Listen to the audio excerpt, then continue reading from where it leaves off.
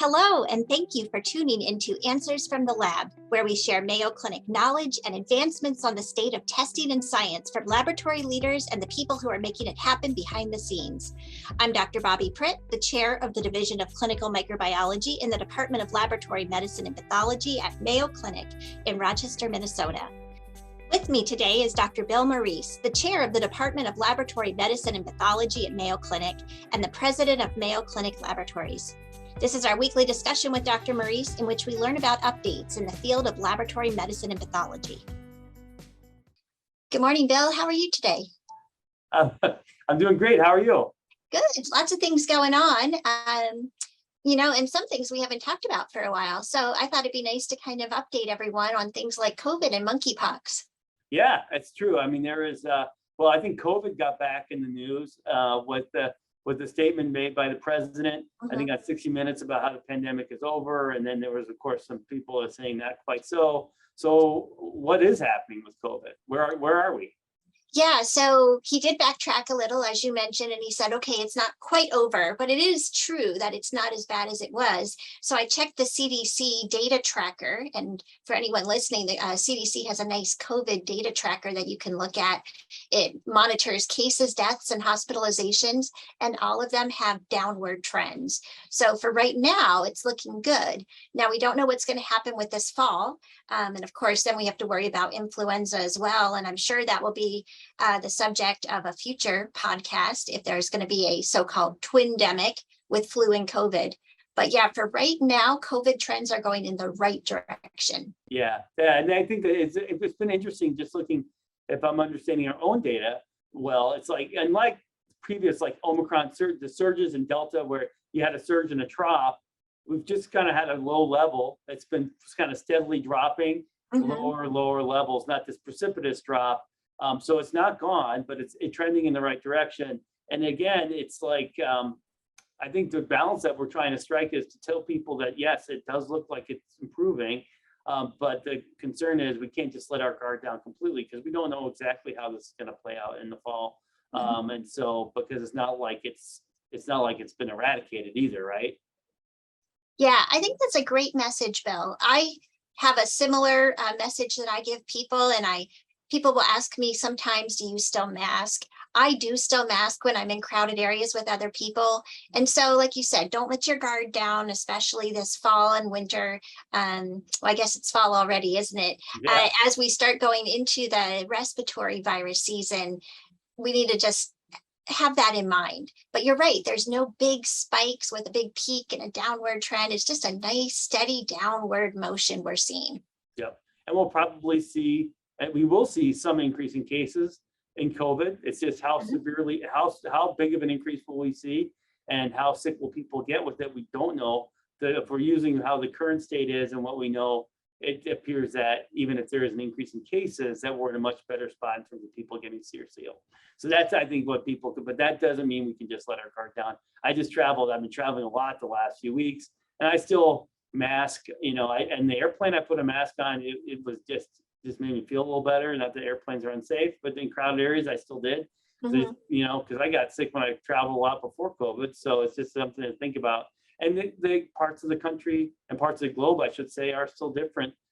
In Canada, I was in Montreal last week, and they're still masking in the airport, and we had to put a mask on the airplane once we got into Canadian airspace. So we'll still be kind of managing through as we get back to normal life and normalcy, kind of the differences that we're going to see, and in terms of how different areas of the world are responding. So. Well, yeah, I'm traveling a lot too. And of course, if you go to the Southern Hemisphere, that's, they're in the tail end of their winter and influenza season. So that's a consideration as well. But even just the common cold, who wants to be sick for a few days of feeling misery? So taking just some general precautions, being really good about hand washing, that's always a good idea. Yep, I agree.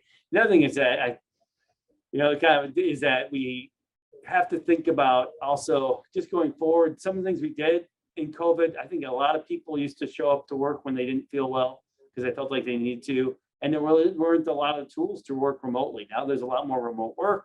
I think just some of those, hopefully we can keep some of those lessons here to help protect us from another surge in COVID here as we get into the flu season, respiratory illness season, as you say, and then also as we go forward, just best practices, right? So, and speaking of best practices, I think the other thing that you mentioned is monkeypox, and it might, as I looked at the data again, it feels like at a minimum things have leveled out, if not started to fall a little bit. Yeah, I think it has leveled off. I just checked the data this morning. It's as of September 14th on the CDC webpage, about 25,000 cases in the United States, 1 death in the US in a highly immunocompromised patient with a lot of comorbidities, and then 65,000 cases globally outside of the normal monkeypox areas. So significant numbers, but rather leveling off. And there's been some interesting discussions about the fact that really we have to remember it's transmitted to anyone, regardless of sexual orientation and gender, through close personal contact. Having said that, it is predominantly hitting the gay, bisexual, and men that have sex with men population. And so getting vaccinated if someone is at risk and using precautions. Again, we're talking about precautions, different type, but very important. Yep, exactly. And so, yeah, it's interesting kind of coming through this. It's that, it shows that those measures, and it's kind of ironic because people still kind of debate that we go too far with COVID, the masking, the social distancing, but those are essentially public health tools that have been around for decades that we use when there's outbreaks of illnesses. And here, this was one spread through contact. And so we've taken measures to educate people, to inform people, to inform those who's particularly at risk, and it's showing that these measures can be effective, right? And vaccination is part of that, but a lot of it's just good, just good public information and sharing of information with people, and people acting on that information appropriately. That really helps us. So hopefully we can get back to that, because I think that's one of my concerns with all we've come through with COVID, is there's so much of a societal swirl around all these things, and what do they mean, and what's the intent, and is it trying to control people, et cetera, et cetera.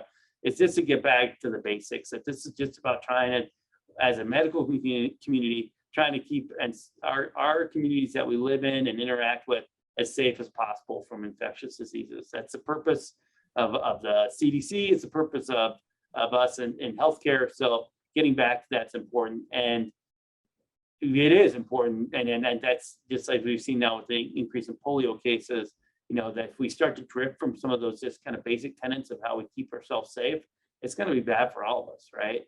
Absolutely. Yeah, get back to the basics, focus on science, focus on infection prevention and control, the things that have served us well over the past century. Yep, exactly. Keep the politics out of it. Just exactly focus on right. the science. We're scientists and physicians, and that's the right approach to have. Agreed. And speaking of politics, Oh, I don't goodness. know, if you saw that there was a bill that passed, a continuing resolution, because as we mentioned, I think in an earlier podcast, FDA was going to run out of money here at the end of September if Congress didn't pass a bill funding FDA. And so that did pass. And I think a lot of people had questions for me about, what does this mean for VALID? VALID wasn't part of that. What does that mean? And so the reality is that what passed in Congress was what was termed I'll use air quotes, and for those listening, they just have to get a mental picture, but a clean bill, meaning that all that passed was essentially the funding of FDA. There were no things that are called super riders. There's 3. One is VALID, which is regulation of lab developed tests. There's one pertaining to cosmetics, and there's one pertaining to dietary supplements. FDA, of course, has purview over those as well. None of those were included, I think, to keep the bill as simple as possible, just so they could fund the FDA. That means that those other pieces of legislation have yet to be acted on one way or the other by Congress. Yeah, so what does that mean for VALID and for SALSA? Yeah, well, what it means is that, so now the pivot will be, and let me think of it, will be on the elections, right? We have midterm elections, which are extremely important this year, more probably than ever, just because of the nature of the state of the country and the political debate, and the fact that there's a democratically controlled Congress right now. It's Senate split.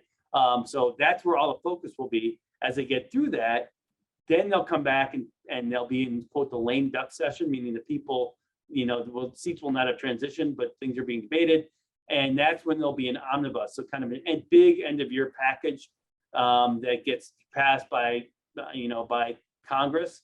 And that was where SALSA and BAL will be now. So it's not like they're gone. They're going to be part of a bigger bill, because that's why then, because that's when the funding for CMS. So all the funding for Medicare and Medicaid, that all has to get passed then. So there's a lot of important healthcare bills that get put into that omnibus package, and that's where these will be now. And so it is going to be still very important for advocacy. Probably SALSA is really the important one, just because what has to happen then is there's a budget reconciliation process too, where they have to say, okay, Congress wants to pass these things, but we have to have some budgetary control. So they'll say how much, what things will they do that will pass that will cost money. SALSA will appropriately reimburse lab tests, but that does mean increased spending of CMS. So that's where getting to your Congress people to say, this is something we think is important that Congress supports and spends money on is really important. So probably a good message for our listeners is that advocacy is going to be very important in this coming fall and winter season for this bill. Exactly. Exactly right. Well, we'll keep talking about that and keep an eye on how things are going. And meanwhile, I'm sure that we'll have other areas to talk about as well. Yeah, I don't think there's going to be any shortage of things to talk about. So never. All right, Bill. Well, thanks once again for joining me. It's always a pleasure. Yeah, I like it. It's one of my favorite appointments on my calendar. Me too. Well, it was great updating everyone, and we'll continue with the updates next week. Sounds good. Thank you so much for tuning in to Answers from the Lab. Be sure to subscribe to this podcast, and don't forget to tune in every Thursday and every other Tuesday.